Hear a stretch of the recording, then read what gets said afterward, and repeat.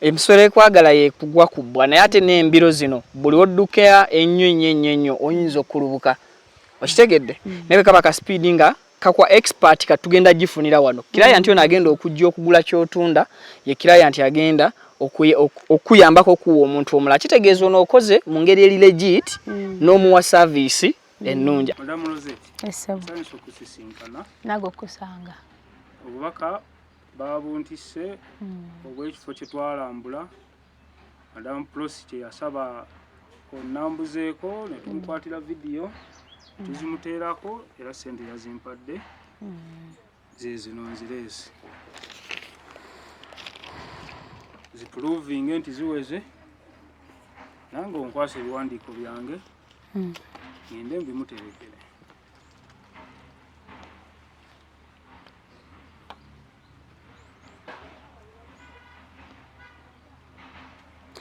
Tiwaliwo budde kubala kapapula yensi yaffe sere zibeera mpitirivu naye kyemmanyi ntuufu mbaze bu bundles naye kasato ku mawolo nga nti ate wajjako akapapula kali wontulasitingira ddala nti neetisse ziweze. weetisse ziweze webale nnyo webalire ddala yayasiimyewo yayagaddewo yasiimyewo era nsuubira ne wanaatuukawo physically anti mu byonna kino kyengezaako kugamba abaana nti ife tuba tuguza omuntu oli wabeera nga akkiriza oba nga kiyata kiinaamu buzibu tuteekawo kamera omwana akakasa nti ebintu ebyaffe biri legit nesero zipedde mu kamera prosisere sigenda kuzeegaana bwenzeegaana nga muntwale mukomera kyeya mwebale kubeerawo mwebale kuweereza ggwanga mwebale ddala kola obudde bwotuwa tusima nga bwe twajja omulundi ogwasooka ne tuba nga ate tugula tulina yatuguza ne tujja ne tukola endagaano n'otuteekerako omukono kati ssaawa eno nga bwe nakugamba nti ngula ate nekola ki n'entunda kati ssaawa eno ntunze bakoze eki bandeetedde ssente era nga bwe nzikutte bwe nti ate ngenda kugula walala era nawe nzirewo nkole ki kuba kwozesaamu twajja kola ssente. naffe tuweeko akasente mukwano kati era olwaleero tukwanjulira omutuuze omupya yenna bulime prosi si bwe kiri era nga endagaano eno kyandowooza ogimanyi bulungi nnyo omulundi ogwasooka bwe twajja okuba nga tugikola nga nze nguze akaseera ako ndowooza ogimanyi era ogijjukira bw'ogiyitamu kati ngenda kuba nga ngimukwasa n'eno egenda kuba nga ekolebwako egwe bulungi nnyo eno nayo ngimukwasa abeere ng'agenda nayo kitegeeza nti sikyalinawo ko wadde kakwate kuba kati we byatuuka nti omuntu bw'agula ekifo oli ajja kubuuza endagaano enkadde kubanga oli wagisigaza kibanga akyalinawo akakwate bw'obanga watundawo lwaki oba osigaza endagaano giwe oli kitegeeza wali wooli si bwe kiri kyeya onawaawo giyiseeyiseemu amaaso nene eggwe bulungi nnyo nayo tugiyiseemu amaaso ebipimo byonna kyekibulayo assistant chair kyekibulayo akuwandiika bipimo katuwandiike ebipimo buli kimu kyotuteekeko emikono ndowooza nga kyekyo.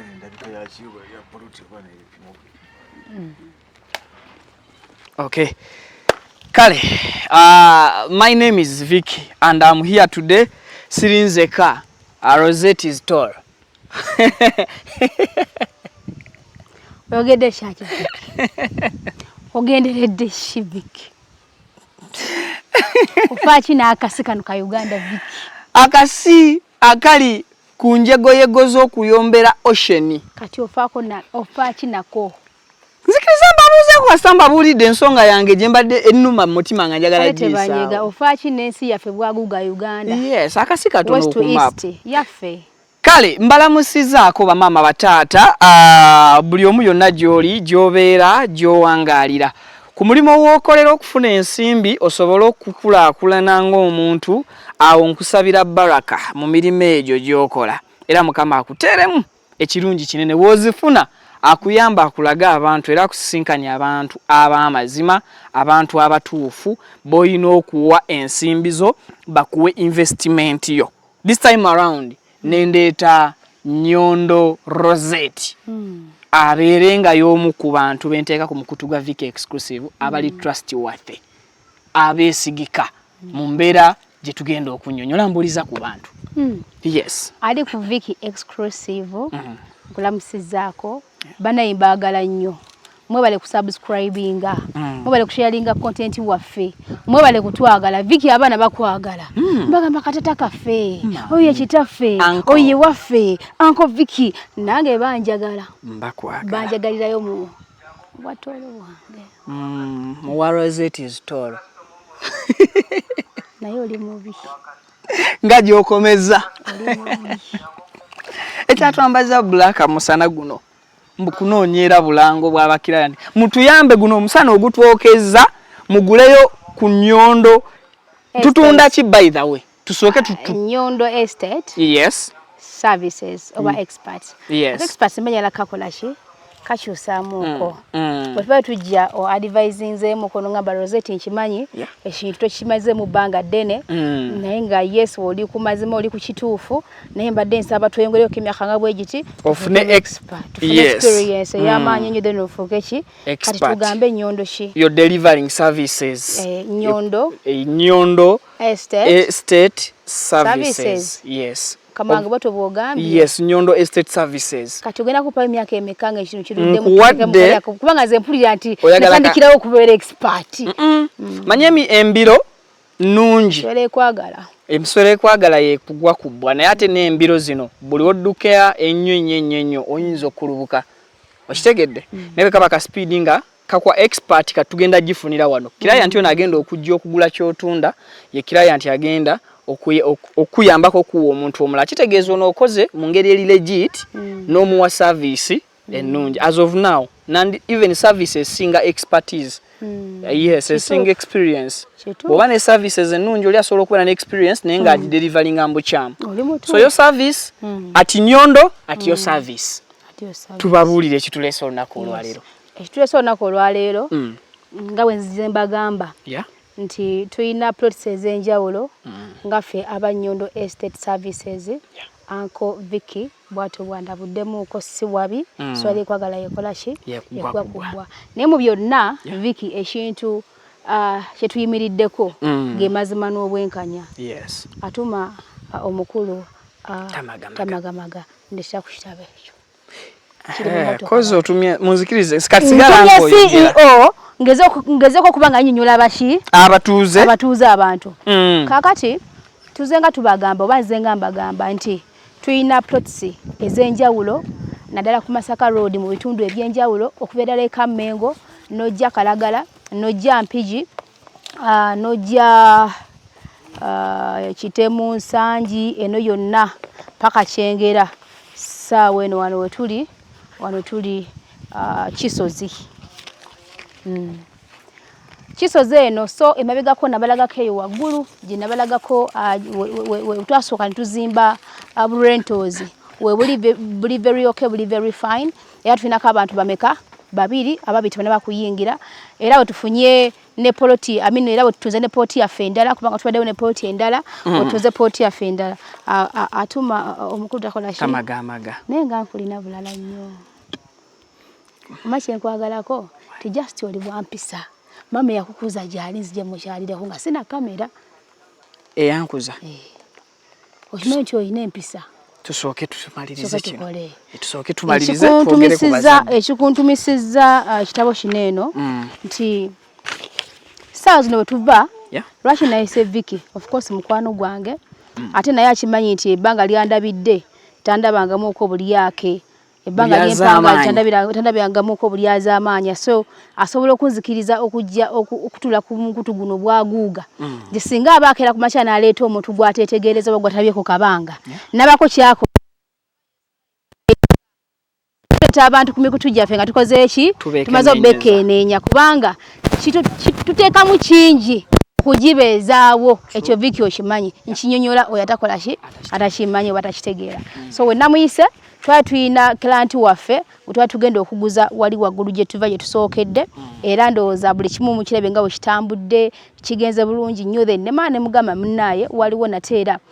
poloti endala eri ekyemmanga mulimu ennyumba egenda kutuuka cold plate ate era nga tukyalinawo ko poloti nti oli wakera ku makya n'agamba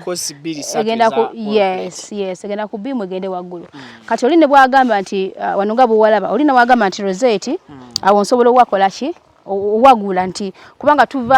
okuva eri emabega tuve tuleme kubanga abali mu trespass nga tulagiriza ntino mbutupape tusalangana nono mbutupape bale metusanga si waffe waffe so tusalangana kuva eno epanyi tuvira ddala wano bw'obanga opimye bulungi nnyo okuva wano mpaka eri gye tukoma kiri 15 kubanga tuva wano ne tugenda paka eri waliwo 15 kati bwodda wano n'okkira wano bwoti waliwo 75 tekiwera 10 okuva wano tugenda mpaka eno bajja tutambule ate ffe abatali bayise so eno ennyumba eri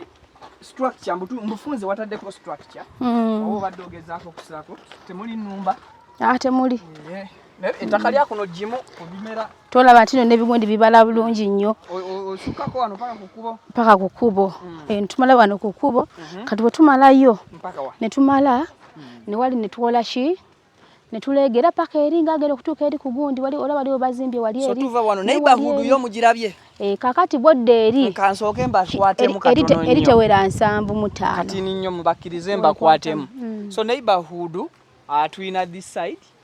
wano tuli kumpi n'olusozi Buddo wano tuli kumpi n'olusozi Buddo neighbor bw'obeera olinaanye osobola okubalengeza pavini wali olinawo mukulu yazimba flat nga yayagala kulaba lusozi luli wano oli ku lusozi osobola okulaba ensozi 3 akasozi Buddo kekali wano kati tuli mu kikko kya tukkiriramukko si kikko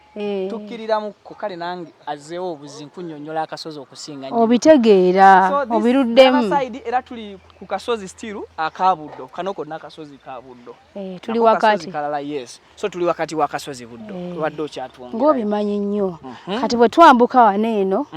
nawo wajja kukola ate bwana wati wakola 15 nga wali wano wakola 15 wano 12 wano 12 wali waggala wali eri wajja kubeera 5 wali wa 5 so poloti ina different measurements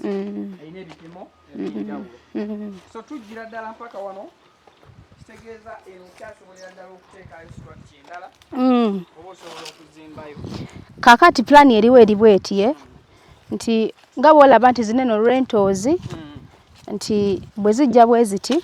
ziri eri zitukoma ku lupanyi luli kuno luwanyi tukira wali eri luwanyi kati ezineno zitwasoteekawo zitunudde eno katwaganda zitwatuteekawo kuva waneeno zitunule eno tubalekerewo olujo olukola ki olumala ziri 3 emu nabanga wanena atekawo aparkinga y'emmotoka kati eri emu 2 3 era twagala ntubanga tuzimba waneno zibeere mmeka zibeere 3 zefesinge bwe ziti wano ngaliwo space emala abana bazanyirawo so parkinga w'emmotoka musobola okolayo emirimu gyamwe ng'abapangisa tuyingireko munda mu muzimbo oluganda olwo omuki omuzimbo nebikigwe kikaaki ekyennyumba zewatadde kuno before even we go into details the price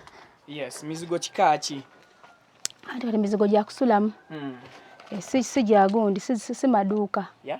mizigo gya kusulamu residential gya residential kati era nga bw'olaba nti buli kimu ekizimbiddwa munda mu kyo kano kasitowa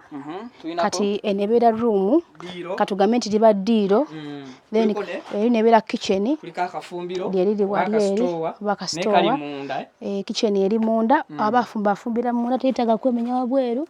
then wojja muneno kino kyekisenge nga kigazi bulungi nnyo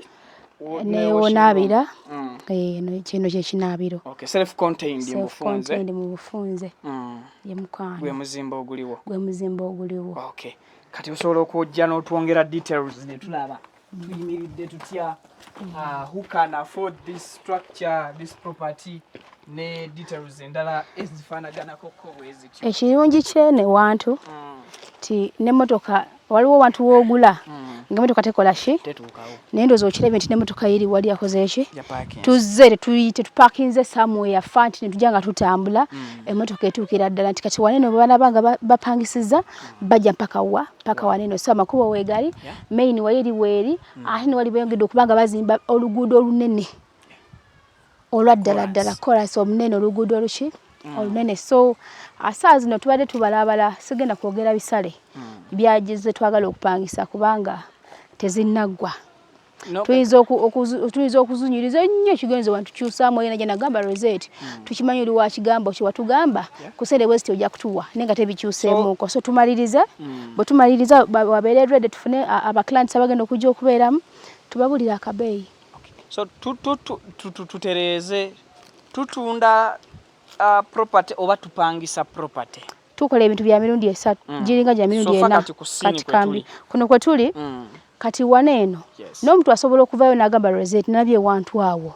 kuba kati nze ffe tunoonya ssente twagala ssente okitegeera olaza okuvayo n'agamba ati nalabye ekifo ekyo nti naye omba nyagadde okigula nkola ntya tuwamuguza wonna nga wakola ki kasatwa ssente ze tukola ki ffe tuli banoonyi ba ssente tuli bayiribi tuli bakozi bw'ojja n'odesa n'ogamba nti Rosette abantu awo ploti lisemba yeri bwetu nti mujinguze temuzimbawo ki rentals nze njigule aje tujimupimire agambe nti tumugambe sereze twagala azituwe tuleke zino zokka oli agambe nti akale wali mu wajeko nze muntemere ko wano mumpe wanene omuli ennyumba tumugamba sereze afe wakiriza nga akola ki so byonna tubikola tuone waga nti tukuze ploti okuva ku Nyondo twatusobola kujikuzimbira ennyumba zobokoze eki koja formula musajja muzimbi mulungi era ebizimbi byaffe bisenga yakoze eki yabituzimbira tenga zimbira dala bulungi aina plan ennungi era yakwa plan nagamba omanyi muwala nti kola bwoti wano kola bwoti wano kola bwoti so ayagala okugula asobola okugula kino kyonna yes ayagala okugula already wano nga akasente ke katono ninga asimyewo osobola okuba nti engeri kiri ploti ngazi okumusalirako ewali ennyumba n'atwala awo ewali enju ate n'omulala n'agamba wano wootannazimba nsaba ompimire nze obonguza neezimbirewo kyenjagala oyo naye osobola okumuguza obufunze si byaffe byaba clients baffe kasoba ngo olina mushi akasenteko yes enkusasula eryetya ensasula ffe tukkiriza kibanja mpola kubanga nze nakizuula nti bano abaana betukola nabo bano abaana abayiribi bano abakola mu biyumba ba house managers batuyite bakadaama abasinga bagenda mu biyumba eyo nenga basingle mothers nawe sisinkana nti nno omwana agenze mu kiyumba single mother yaweerera omwana yamugulira t-shirts oba yamugulira engoye ya omwana alwadde ye byakulya byonna nawe sanga omwana akola akakadde balanga akola akakadde kamu kuvunaza bwalina ajja kusebyako emitwalo 100 alaba tegalina mugaso nga gatika kumumua okitegeera kale enkola ffe gitwavuddeyo nayo nti asa twago jangu saving naffe tukolewo obuwandiike nenga tebukulaga mbuno tukuguzizza kubanga tosa kupa mitwalo 3 nenkolera endagaano ku kitwe ky'obukadde 7 10 okitegeera so nefunayo abaana Vicky omanyi nti nze ndi muntu ayagala ebintu ebiwandiike n'ebyekusifu ebintu ebyerufu taleka nono omwana zijja kusoma amanya gaabwe nomulaba ngenda kuzo mwezi 19 mwezi gwa 10 guno oguweddewo 225 natuwaako obukadde bubiri natekako nemitwe natutekako negine emitwalo emeka omutwalo gumu nejasinzira ali Dubai oshiraba tuwandika ntumuleka waawo agenda kubanga asonda mpola ki so records ze ye yagambye records zigenda kubeera no zonna ate yagambye budget ye eri mu bukadde 7 so kale mu bukadde 7 bwana banga awezezza obukadde 3 kitundu tujja kusobola okumulaga ewantu tumulambuze ko nti waliwo wano na wali asindika abantu be bamusimireko bwe bamusimira nti wano obeera okola ki tukole endagaano batugambe eri half kale endagaano egenda okubeerako okubanja ekakasa nti no kyasasulira kyekino ne mu bbanga bweriti aberenga amalayo mu butongole kifukire ddala kike okitegeera then tunawo n'omwana omulala omwana neewuno waneeno akati Rose mu Okitoba yo ali omaani mu Okitoba yatuweerezaayo obukadde 2 November natuweereza obukadde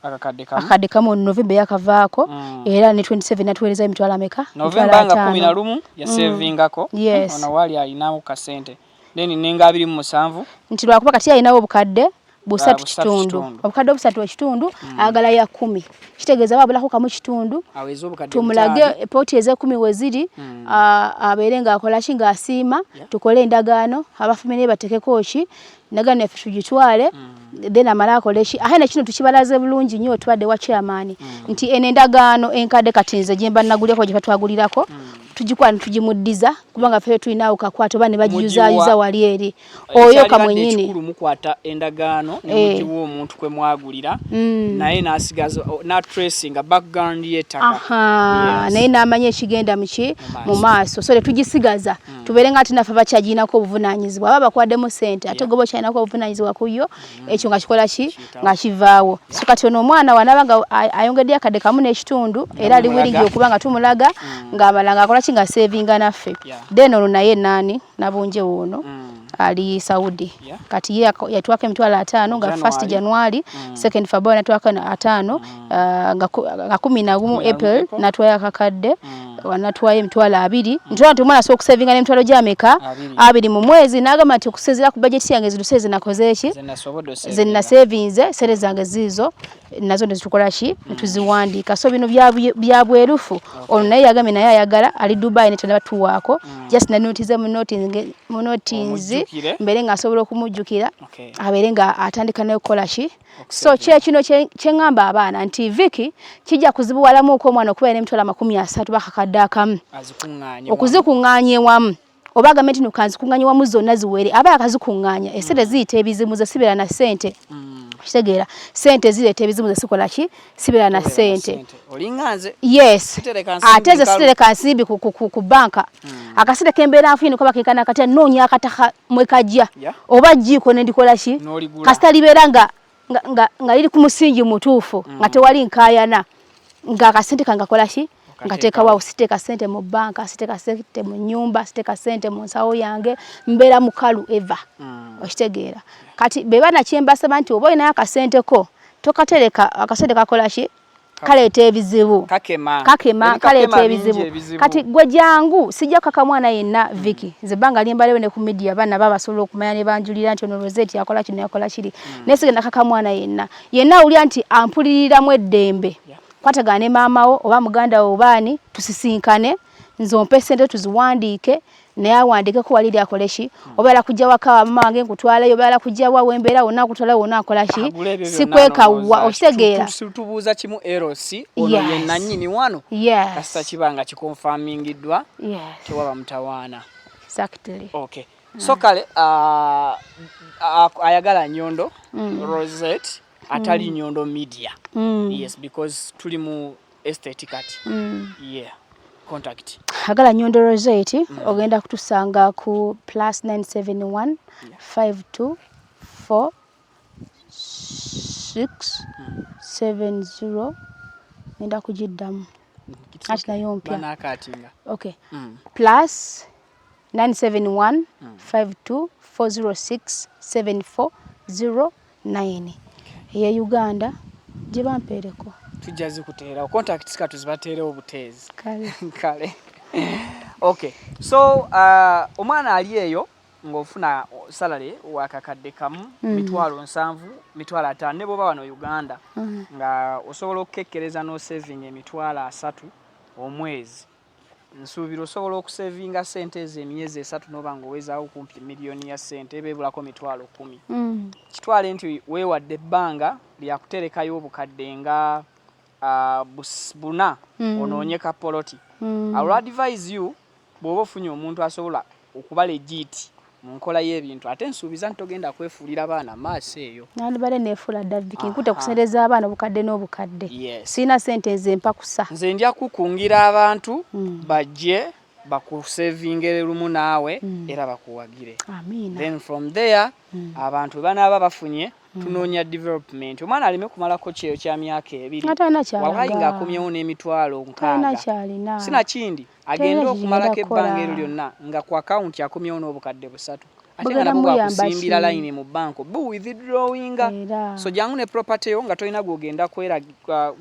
kweraliikirira yadde kwegayirira kutuusa ku ttaka lyo. Problem eriwo ku bantu abatunda amataka nayo nsaba abantu bagitegeere.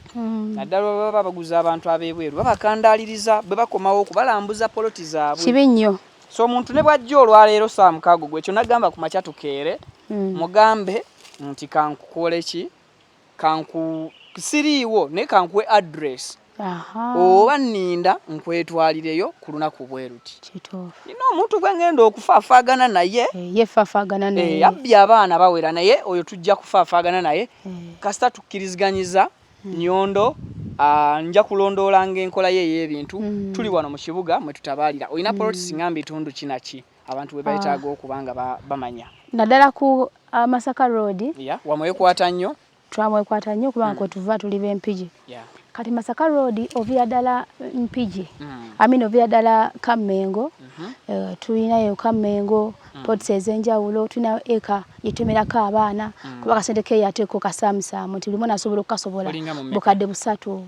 bukadde 2.3 bwonna n'okola ki n'okwambuka n'obeera ng'ofuna. Kati tujja tweyongerako eno Kalagala Mpigi ne tujja nga tweyongerako eno mu maaso Ensangi Kitemu wantuli Kisozi. Kisozi tulina wano tulina wali eri Kitemu Kisozi kati tulina wali eri watuva already okola ki okutunda then naawe kugundi kati wano waweddemu tetulinawo walala tusigazaawo wano Kitemu tusigazizza wano tusigazaawo wano okay. Mujangwire hoti deal naye gwewo tusuubule ewalala kituufu then Nsangi Nsangi nayo tulinayo then waliwo neeno gundi Kivu ebitundu olina bingi Kivu. So briefly Masaka Road yes tumwetoolodde okay.